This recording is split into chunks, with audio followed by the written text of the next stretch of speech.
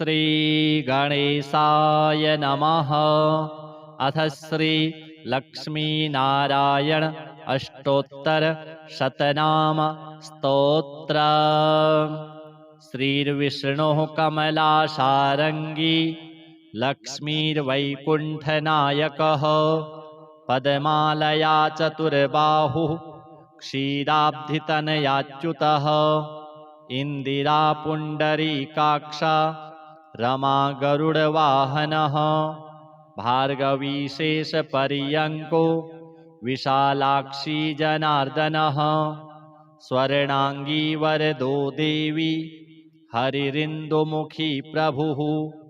सुन्दरी नरकध्वंसी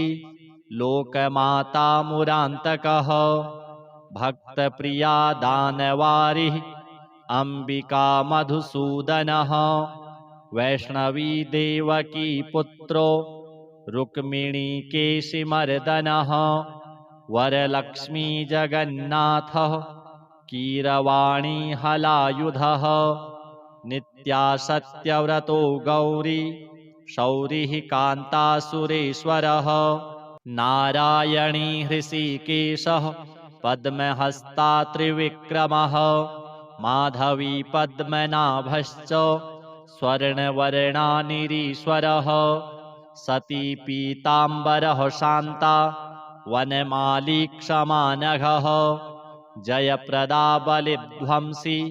वसुधा पुरुषोत्तमः राज्यप्रदाखिलाधारो माया कंसविदारणः महेश्वरी महादेवो परमा पुण्यविग्रहः रमा मुकुन्दः सुमुखी मुचुकुन्दवरप्रदः वेदवेद्याब्धिजा माता सुरूपार्केन्दुलोचनः पुण्याङ्गना पुण्यपादो पावनी पुण्यकीर्तनः विश्वप्रिया विश्वनाथो वाग्रूपी वासवानुजः सरस्वती स्वर्णगर्भो गायत्री गोपिका प्रियः यज्ञरूपा यज्ञभोक्ता भक्ताभीष्टप्रदा गुरुः स्तोत्रक्रिया स्तोत्रकारः सुकुमारी सवर्णकः मानिनी मन्दरधरो सावित्री जन्मवर्जितः मन्त्रगोत्री महेश्वासो योगिनी योगवल्लभः जयप्रदा जयकरः रक्षित्री सर्वरक्षकः अष्टोत्तरशतं नाम्नां लक्ष्म्या नारायणस्य च यः पठेत् प्रातरुत्थाय सर्वदा विजयी भवेत्। श्रीलक्ष्मीनारायणार्पणमस्तु। श्रीर्विष्णुः कमलाशारङ्गी लक्ष्मीर्वैकुण्ठनायकः पद्मालया चतुर्बाहुः क्षीराब्धितनयाच्युतः इंदिरा पुण्डरीकाक्षा रमा गरुडवाहनः भार्गवी शेषपर्यङ्को विशालाक्षी जनार्दनः स्वर्णांगी वरदो देवी हरिरिन्दुमुखी प्रभुः सुन्दरी नरकध्वंसी लोकमाता मुरान्तकः भक्तप्रिया दानवारिः अंबिका मधुसूदनः वैष्णवी देवकी पुत्रो रुक्मिणी केशिमर्दनः वरलक्ष्मी जगन्नाथः कीरवाणी हलायुधः नित्या सत्यव्रतो गौरी शौरिः कान्तासुरेश्वरः नारायणी हृषीकेशः पद्महस्ता त्रिविक्रमः माधवी पद्मनाभश्च स्वर्णवर्णानिरीश्वरः सती पीताम्बरः शान्ता वनमाली क्षमानघः जयप्रदा बलिध्वंसी वसुधा पुरुषोत्तमः राज्यप्रदाखिलाधारो माया कंसविदारणः महेश्वरी महादेवो परमा पुण्यविग्रहः रमामुकुन्दः सुमुखी मुचुकुन्दवरप्रदः वेदवेद्याब्धिजा माता सुरूपार्केन्दुलोचनः पुण्याङ्गना पुण्यपादो पावनी पुण्यकीर्तनः विश्वप्रिया विश्वनाथो वाग्रूपी वासवानुजः सरस्वती स्वर्णगर्भो गायत्री गोपिका प्रियः यज्ञरूपा यज्ञभोक्ता भक्ताभीष्टप्रदा गुरुः स्तोत्रक्रिया स्तोत्रकारः सुकुमारी सवर्णकः मानिनी मन्दरधरो सावित्री जन्मवर्जितः मन्त्रगोप्त्री महेश्वासो योगिनी योगवल्लभः जयप्रदा जयकरः रक्षित्री सर्वरक्षकः अष्टोत्तरशतं नाम्नां लक्ष्म्या नारायणस्य च यः पठेत् प्रातरुत्थाय सर्वदा विजयी भवेत्। श्रीलक्ष्मीनारायणार्पणमस्तु। श्रीर्विष्णुः कमलासारङ्गी लक्ष्मीर्वैकुण्ठनायकः पद्मालया चतुर्बाहुः क्षीराब्धितनयाच्युतः इन्दिरा पुण्डरीकाक्षा रमा गरुडवाहनः भार्गवी शेषपर्यङ्को विशालाक्षी जनार्दनः स्वर्णाङ्गी वरदो देवी हरिरिन्दुमुखी प्रभुः सुन्दरी नरकध्वंसी लोकमाता मुरान्तकः भक्तप्रिया दानवारिः अम्बिका मधुसूदनः वैष्णवी देवकी पुत्रो रुक्मिणीकेशिमर्दनः वरलक्ष्मी जगन्नाथः कीरवाणी हलायुधः नित्या सत्यव्रतो गौरी शौरिः कान्तासुरेश्वरः नारायणी हृषीकेशः पद्महस्ता त्रिविक्रमः माधवी पद्मनाभश्च स्वर्णवर्णानिरीश्वरः सती पीताम्बरः शान्ता वनमाली क्षमानघः जयप्रदा बलिध्वंसी वसुधा पुरुषोत्तमः राज्यप्रदाखिलाधारो मायाकंसविदारणः महेश्वरी महादेवो परमा पुण्यविग्रहः रमामुकुन्दः सुमुखी मुचुकुन्दवरप्रदः वेदवेद्याब्धिजा माता सुरूपार्केन्दुलोचनः पुण्याङ्गना पुण्यपादो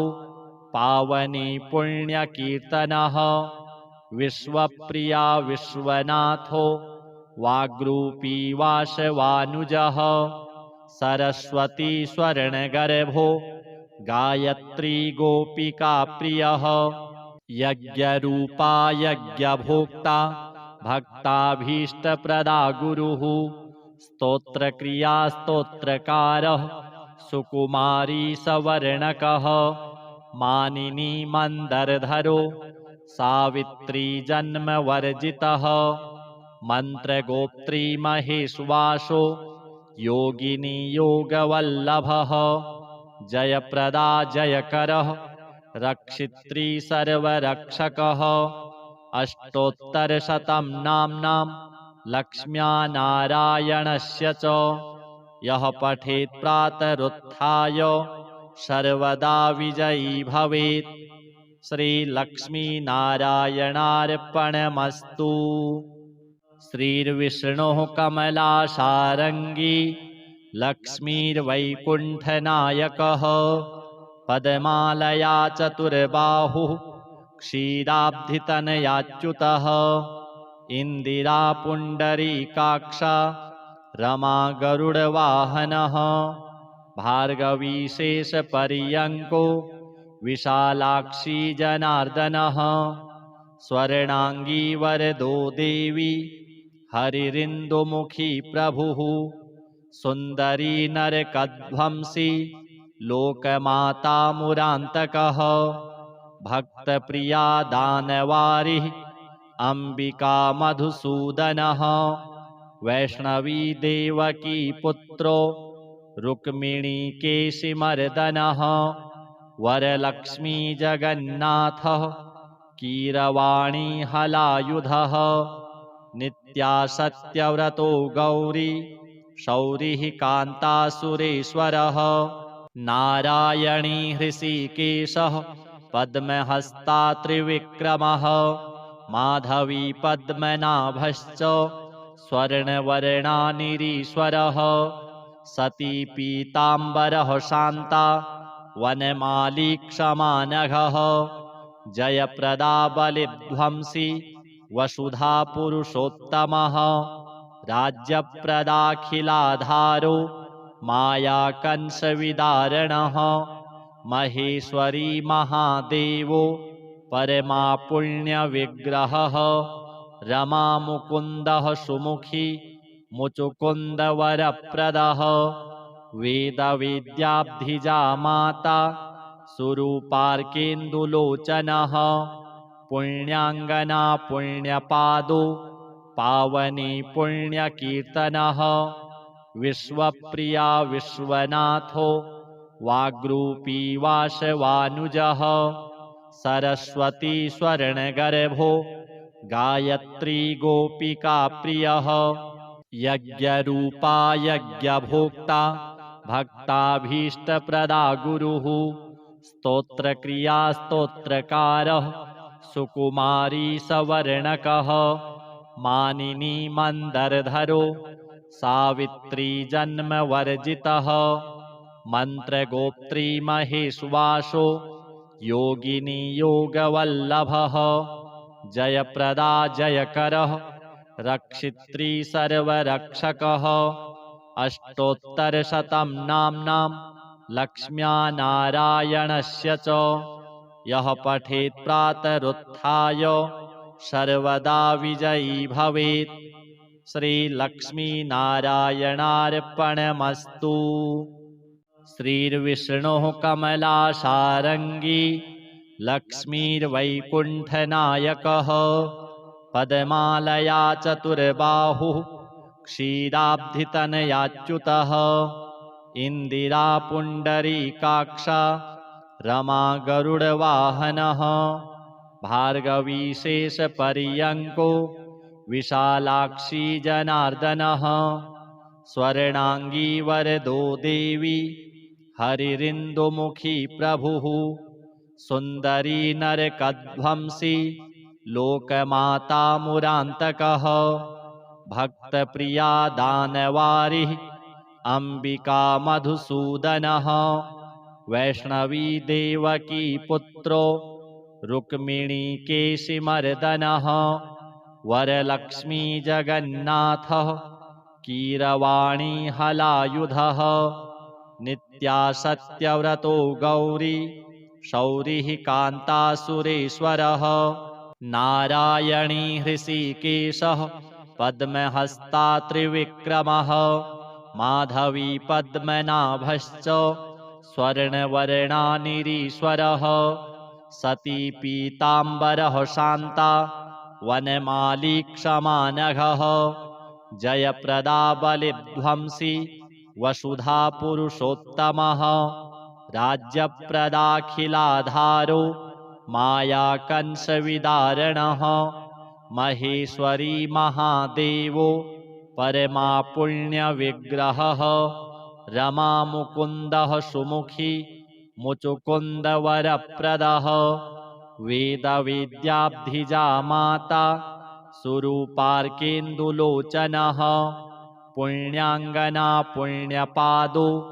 पावनी पुण्यकीर्तनः विश्वप्रिया विश्वनाथो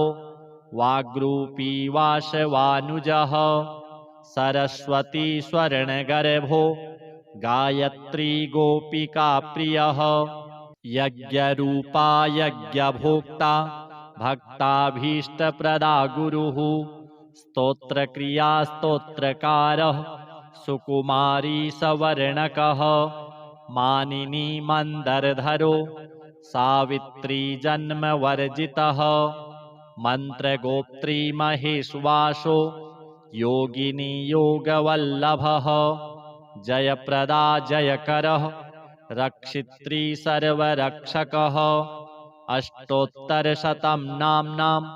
लक्ष्म्या नारायणस्य च यः पठेत् प्रातरुत्थाय सर्वदा विजयी भवेत्। श्रीलक्ष्मीनारायणार्पणमस्तु। श्रीर्विष्णुः कमलासारङ्गी लक्ष्मीर्वैकुण्ठनायकः पद्मालया चतुर्बाहुः क्षीराब्धितनयाच्युतः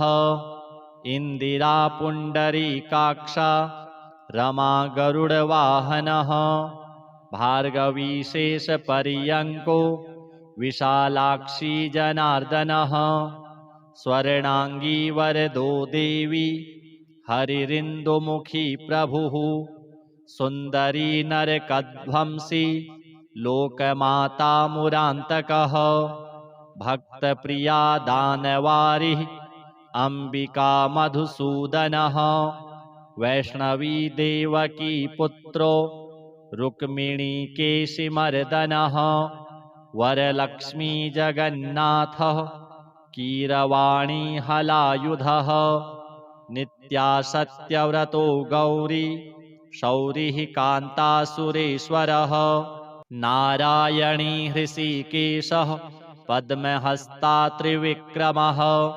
माधवी पद्मनाभश्च स्वर्णवर्णानिरीश्वरः सती पीताम्बरः शान्ता वनमाली क्षमानघः जयप्रदा बलिध्वंसी वसुधा पुरुषोत्तमः राज्यप्रदाखिलाधारो मायाकंसविदारणः महेश्वरी महादेवो परमा पुण्यविग्रहः रमा मुकुन्दः सुमुखी मुचुकुन्दवरप्रदः वेदवेद्याब्धिजा माता सुरूपार्केन्दुलोचनः पुण्याङ्गना पुण्यपादो पावनी पुण्यकीर्तनः विश्वप्रिया विश्वनाथो वाग्रूपी वासवानुजः सरस्वती स्वर्णगर्भो गायत्री गोपिका प्रियः यज्ञरूपा यज्ञभोक्ता भक्ताभीष्टप्रदा गुरुः स्तोत्रक्रिया स्तोत्रकारः सुकुमारी सवर्णकः मानिनी मन्दरधरो सावित्री जन्मवर्जितः मन्त्रगोप्त्री महेश्वासो योगिनी योगवल्लभः जयप्रदा जयकरः रक्षित्री सर्वरक्षकः अष्टोत्तरशतं नाम्नां लक्ष्म्या नारायणस्य च यः पठेत् प्रातरुत्थाय सर्वदा विजयी भवेत्। श्रीलक्ष्मीनारायणार्पणमस्तु। श्रीर्विष्णुः कमलासारङ्गी लक्ष्मीर्वैकुण्ठनायकः पद्मालया चतुर्बाहुः क्षीराब्धितनयाच्युतः इन्दिरा पुण्डरीकाक्षा रमा गरुडवाहनः भार्गवी शेषपर्यङ्को विशालाक्षी जनार्दनः स्वर्णाङ्गी वरदो देवी हरिरिन्दुमुखी प्रभुः सुन्दरी नरकध्वंसी लोकमाता मुरान्तकः भक्तप्रिया दानवारिः अम्बिका मधुसूदनः वैष्णवी देवकी पुत्रो रुक्मिणीकेशिमर्दनः वरलक्ष्मी जगन्नाथः कीरवाणी हलायुधः नित्या सत्यव्रतो गौरी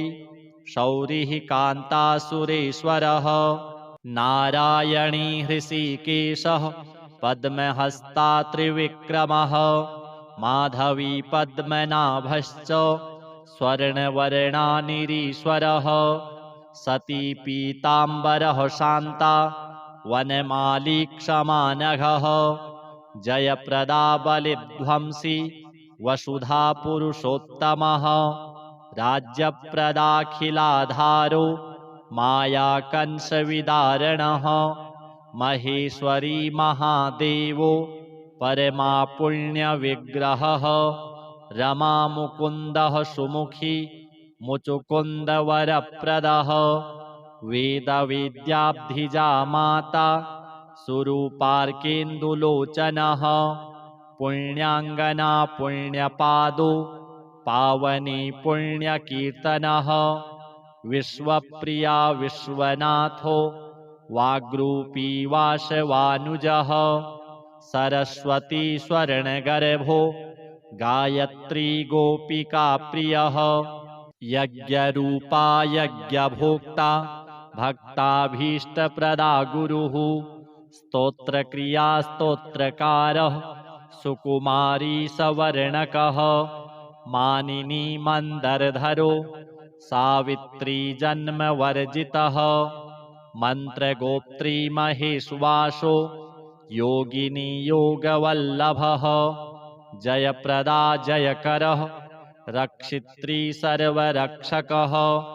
अष्टोत्तरशतं नाम्नां लक्ष्म्या नारायणस्य च यः पठेत् प्रातरुत्थाय सर्वदा विजयी भवेत्। श्रीलक्ष्मीनारायणार्पणमस्तु। श्रीर्विष्णुः कमलासारङ्गी लक्ष्मीर्वैकुण्ठनायकः पद्मालया चतुर्बाहुः क्षीराब्धितनयाच्युतः इन्दिरा पुण्डरीकाक्षा रमा गरुडवाहनः भार्गवी शेषपर्यङ्को विशालाक्षी जनार्दनः स्वर्णाङ्गी वरदो देवी हरिरिन्दुमुखी प्रभुः सुन्दरी नरकध्वंसी लोकमाता मुरान्तकः भक्तप्रिया दानवारिः अम्बिका मधुसूदनः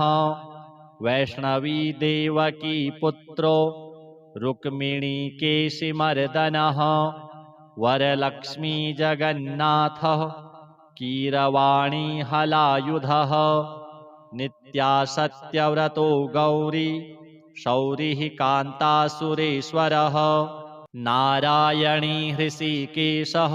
पद्महस्ता त्रिविक्रमः माधवी पद्मनाभश्च स्वर्णवर्णानिरीश्वरः सती पीताम्बरः शान्ता वनमाली क्षमानघः जयप्रदा बलिध्वंसी वसुधा पुरुषोत्तमः राज्यप्रदाखिलाधारो मायाकंसविदारणः महेश्वरी महादेवो परमा पुण्यविग्रहः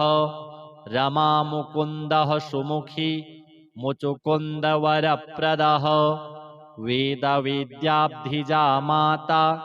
सुरूपार्केन्दुलोचनः पुण्याङ्गना पुण्यपादो पावनी पुण्यकीर्तनः विश्वप्रिया विश्वनाथो वाग्रूपी वासवानुजः सरस्वती स्वर्णगर्भो गायत्री गोपिका प्रियः यज्ञरूपा यज्ञभोक्ता भक्ताभीष्टप्रदा गुरुः स्तोत्रक्रिया स्तोत्रकारः सुकुमारी सवर्णकः मानिनी मन्दरधरो सावित्री जन्मवर्जितः मन्त्रगोत्री महेश्वासो योगिनी योगवल्लभः जयप्रदा जयकरः रक्षित्री सर्वरक्षकः अष्टोत्तरशतं नाम्नां लक्ष्म्या नारायणस्य च यः पठेत् प्रातरुत्थाय सर्वदा विजयी भवेत्। श्रीलक्ष्मीनारायणार्पणमस्तु। श्रीर्विष्णुः कमलाशारङ्गी लक्ष्मीर्वैकुण्ठनायकः पद्मालया चतुर्बाहुः क्षीराब्धितनयाच्युतः इन्दिरा पुण्डरीकाक्षा रमा गरुडवाहनः भार्गवी शेषपर्यङ्को विशालाक्षी जनार्दनः स्वर्णाङ्गी वरदो देवी हरिरिन्दुमुखी प्रभुः सुन्दरी नरकध्वंसी लोकमाता मुरान्तकः भक्तप्रिया दानवारिः अम्बिका मधुसूदनः वैष्णवी देवकी पुत्रो रुक्मिणी केशिमर्दनः वरलक्ष्मी जगन्नाथः कीरवाणी हलायुधः नित्या सत्यव्रतो गौरी शौरिः कान्तासुरेश्वरः नारायणी हृषीकेशः पद्महस्ता त्रिविक्रमः माधवी पद्मनाभश्च स्वर्णवर्णानिरीश्वरः सती पीताम्बरः शान्ता वनमाली क्षमानघः जयप्रदा बलिध्वंसी वसुधा पुरुषोत्तमः राज्यप्रदाखिलाधारो मायाकंसविदारणः महेश्वरी महादेवो परमा पुण्यविग्रहः रमामुकुन्दः सुमुखी मुचुकुन्दवरप्रदः वेदवेद्याब्धिजा माता सुरूपार्केन्दुलोचनः पुण्याङ्गना पुण्यपादो पावनी पुण्यकीर्तनः विश्वप्रिया विश्वनाथो वाग्रूपी वासवानुजः सरस्वती स्वर्णगर्भो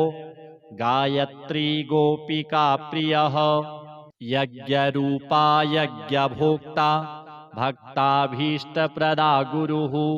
स्तोत्रक्रिया स्तोत्रकारः सुकुमारी सवर्णकः मानिनी मन्दरधरो सावित्री जन्मवर्जितः मन्त्रगोप्त्री महेश्वासो योगिनी योगवल्लभः जयप्रदा जयकरः रक्षित्री सर्वरक्षकः अष्टोत्तरशतं नाम्नां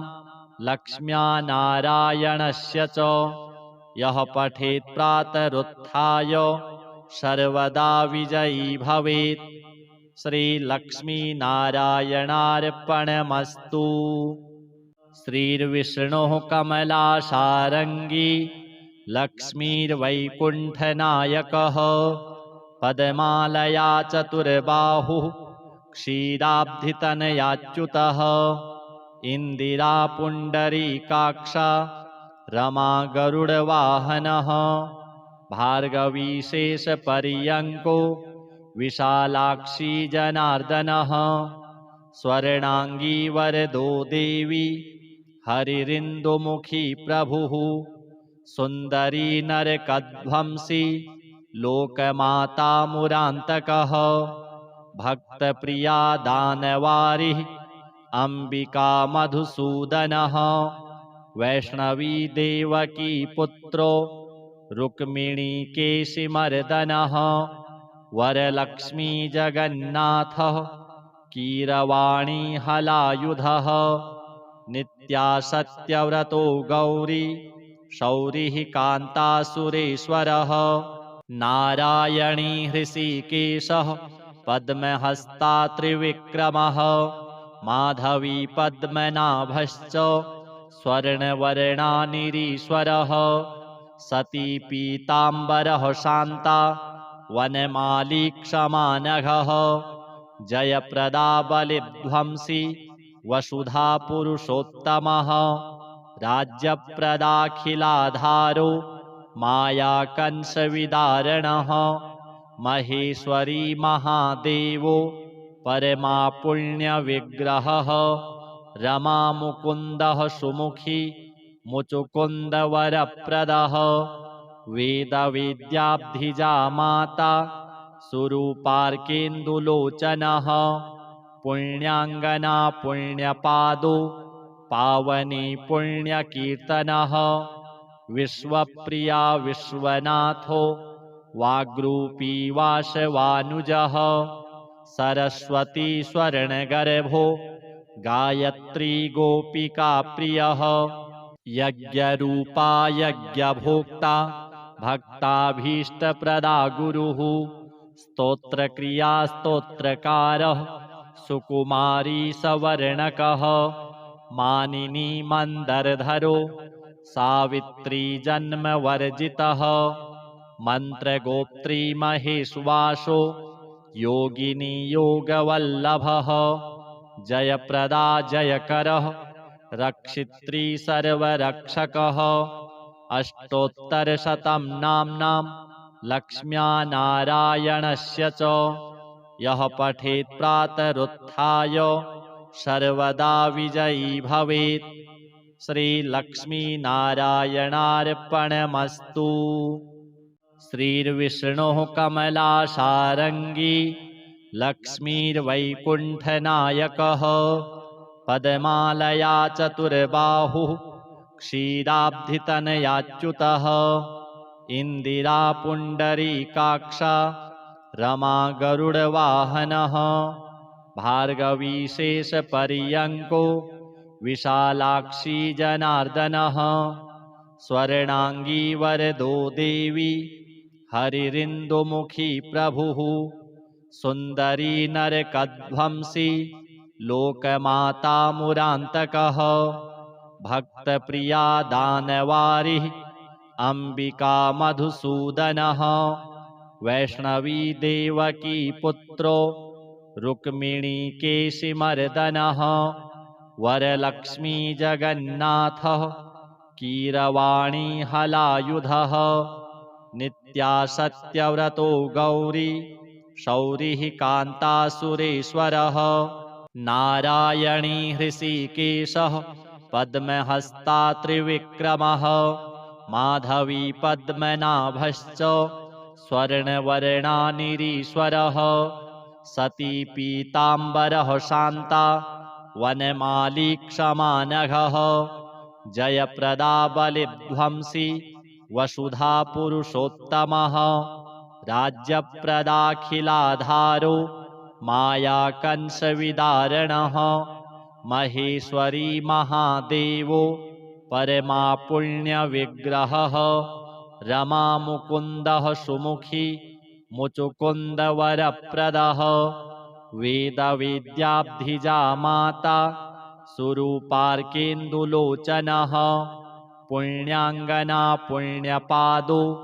पावनी पुण्यकीर्तनः विश्वप्रिया विश्वनाथो